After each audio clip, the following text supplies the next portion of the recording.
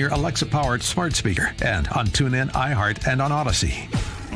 If you're looking for the latest news, insight into what it means, and the sharpest opinion, there's only one station in Chicago where you can turn, and it's this one. We're AM 560. The Answer. Good morning, Dan and Amy. Nancy Pelosi is upset about a lot of things these days. She's upset that the Pope is still Catholic. She's upset that they're not talking about $3.5 trillion with respect to the socialist spendathon anymore. And she's upset that the media has underperformed in selling her agenda.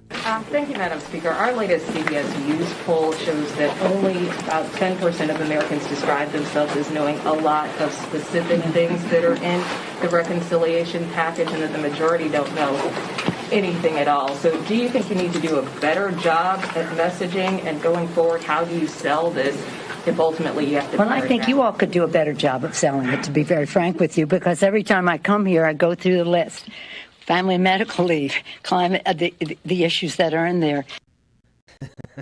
What in the world was that? Yeah, she's upset that the Dem Socialist comm shop, the D.C. Press Corps, isn't properly selling the American people on the $3.5 trillion she outlined, generically, to the extent she can remember a couple of the categories. Captain Kangaroo impersonator Janet Yellen, she's the Treasury Secretary. She also sat down to explain that the $600 threshold for your checking account balance or $600 worth of transactions, getting you assigned your very own IRS agent to monitor your household income and expenditures, financial transactions, that's not true. That's not true. It's just for billionaires who are all tax cheats. Absolutely not. I think this proposal has been seriously mischaracterized. The proposal involves no reporting of individual transactions of any individual. Look, the big picture is that we have a tax gap that over the next decade is estimated at $7 trillion, namely a shortfall in the amount that IRS is collecting due to a failure of individuals to report the income that they've earned. But that's among billionaires. Is that among people who are transferring $600? No, it tends to be among high-income individuals whose income is opaque and the IRS doesn't receive information about it. If you earn a paycheck, you get a W-2, the IRS knows about it. But high-income individuals with opaque sources of income that are not reported to the IRS, there's a lot of tax fraud and cheating that's going on. Really? She makes it sound like every billionaire is a Mexican drug lord. Here's the facts. We went through this before, but let me go through it again for Janet Yellen's edification.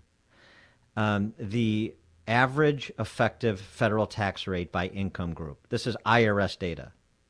The bottom 50%, the average effective federal tax rate, bottom 50%, 3.4%.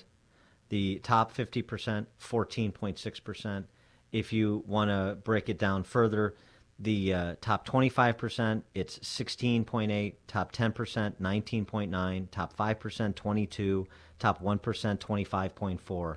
So it's actually quite progressive and graduated, the average effective tax rate by income group as you go up in income. So yes, are there one-offs where you have somebody that makes a lot more money than a nurse or a teacher that pays a lower effective rate? Yes, there are instances of that because of the opacity, to borrow, opaque, the opacity of the tax system. So you want to make it more transparent than make it simpler. But but those are outliers. The average is clear according to IRS data. This is a lie that's being told by that Captain Kangaroo impersonator. So I guess the D.C. Press Corps does a better job of selling that lie along with all of the other lies Nancy Pelosi once sold. For more on this, pleased to be joined by the Wall Street Journal columnist, economist, and Trumponomics author Steve Moore. Steve, thanks for joining us. Appreciate it. Hey guys, good morning. And by the way, Dan, I don't understand your anger and why you're railing against this. Do you not understand that all of this is free? Yes, I right. Come on, you get with the times. Look, I think the economy is in big trouble right now. I think we're seeing, supply chain problems all over the world. We've got an energy crisis. We've got an inflation crisis. We've got a border crisis. I woke up this morning and think, my God, what's happening to our country? And the idea that we're going to take the current situation we have and add $4 or $5 trillion of debt onto that is the nuttiest idea I have ever heard. I mean, is this country crazy? And the answer is no. Nancy Pelosi, I love that clip you played from her. Gee, we're just not a good job of marketing what we're doing. Yes, they're doing a fine job. Americans understand what they're trying to do, and Americans are turning against it. The more people learn about this bill, the more the support for it drops, and for good reason. You see, by the way, I believe, I'm making a prediction on your show, that within about 6 weeks, you're going to be paying $5 a gallon for gasoline into the Chicago area.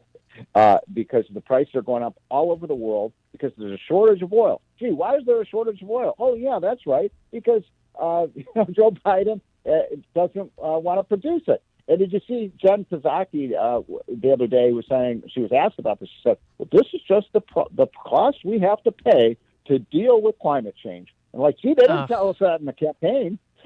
No. And then store shelves are empty. I mean, staples that you normally get. I had to go to 3 grocery stores to find what I needed yesterday. Yep. And that scares me to the bone. It should. We're going to see, we are going to start to see shortages. There are now 50 ships, cargo ships, off the coast of California, off the coast of Long Beach, that cannot dock because they don't have the workers to unload the docks. By the way, this is a great example of how unions can just screw things up. We should have dock workers 24/7, unloading this stuff. Because of the dock workers are one of the most powerful unions in America. They're only going 8 or 10 hours a day. So you got these ships out there that just sitting there waiting in the water. Some have been there for days and weeks, and it's causing big problems. Remember that I think we're all old enough to remember the Cabbage Patch dolls, and everybody wants, and people are paying, $100 for a Cabbage Patch doll. You're going to have a toy shortage. I hate to tell, I'm not trying to be the Grinch here, folks, but get your Christmas shopping done early this year, because the shelves, I think you're spot on, Amy. I think that a lot of these shelves are going to be empty. Maybe it's time for me to sell my stockpile of Beanie Babies then. Probably could get a good price. Yeah. Dan, what was your Cabbage Patch doll's name? I'm not. I was a Beanie Baby guy. Okay. Not Cabbage Patch. Yeah. Garbage Patch. I went with the 2.0 version. On the energy piece you mentioned, Steve, Emmanuel Macron, of all people, announcing France will invest 1 billion francs, or whatever their currency is. I don't remember, euros. Thanks. I guess they're euros, yeah. Yeah. In nuclear power by the end of this decade. Now, he started his presidency wanting to shut 14 reactors and cut nuclear's contribution to France's energy mix from 75 to 50% by 2035. Now he's in full reverse. You know why? Of course, you know why.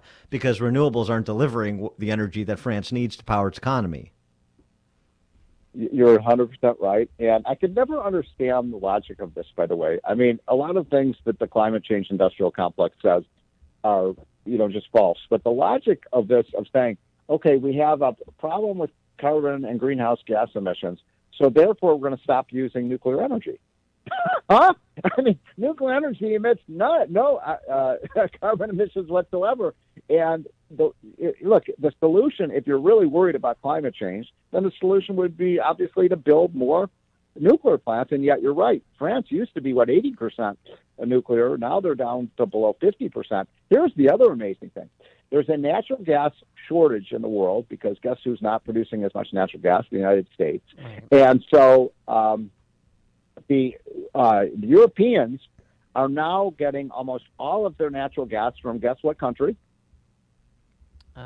Russia. And so they just, by the way, great news, the pipeline is finally finished.